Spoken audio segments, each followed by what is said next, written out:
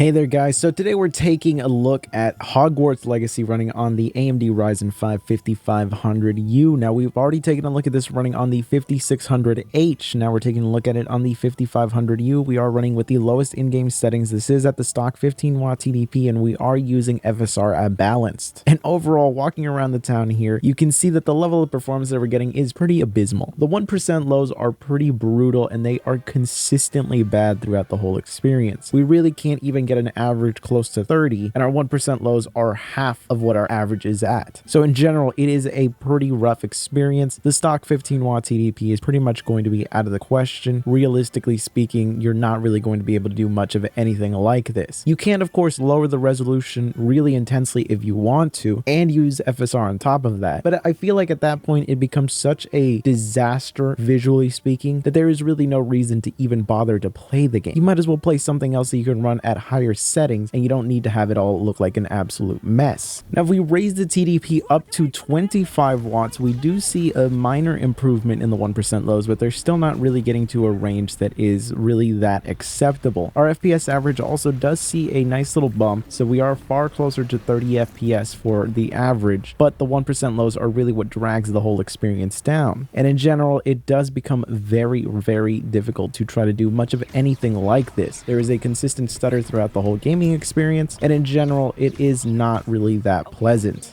You really would have to be extremely dedicated to playing this game to really even attempt to play like this. It's just not that great of an experience. I think most people are going to find this to be less than ideal for sure. You can definitely do it. I, growing up, would play games at pretty much 15 FPS and had a good time. But we're in a completely different industry nowadays where the amount of games that you can just play that run really well on this kind of hardware for really cheap is just so much greater. Back then, if you bought a game, you were lucky if you got another one a few months down the line. There was nothing like Steam with like ridiculous sales. There was nothing like Game Pass or anything like that to give you access to a large library of games for very, very cheap. And this is a $60 game that we're talking about, and spending that much money just to be able to get a pretty mediocre experience just seems completely ridiculous to me. Now, if you've been waiting your whole life for this game, then by all means go for it, but I just really don't think it's that great of an experience like this. Of course, we can get really aggressive and raise the TDP all the way up to 30 and see if that does anything for us. And by doing so, we can get pretty decent FPS in places like the Hogwarts school itself, but anytime we're in the open world and things like that, the 1% lows are going to start to drop down again. So this is pretty much the most ideal situation, and the 1% lows still really struggle to even remain in the 20s, a lot of the times just falling back down into the teens even when we have a pretty rock solid average. In general, this is noticeably worse compared to the 5600H, and it's really interesting because we are talking about the same iGPU. It's still the Radeon 7, but the CPU limitation here seems to be pretty noticeable, and it really drags down the whole experience compared to the Beelink SCR5 mini PC. At this point, we're only 5 watts away from the TDP of the 5600H in the Beelink, and there's still a pretty noticeable gap in terms of performance. So this pretty much shows us that there is a pretty noticeable difference between the Ryzen 5 5500U and the Ryzen 5 5600H. Again, only 5 watt difference in terms of TDP, but a pretty noticeable difference in terms of just how things perform. So in general, I would really recommend not picking this game up if you are on the 5500U. It's unfortunate to see, but it really is starting to show its age at this point. Unless you're willing to get really aggressive with the resolution and even use FSR at the performance preset, which I would not recommend because it does impact the visual quality dramatically, I think it's just not worth it. But anyways, I will catch you guys in the next one.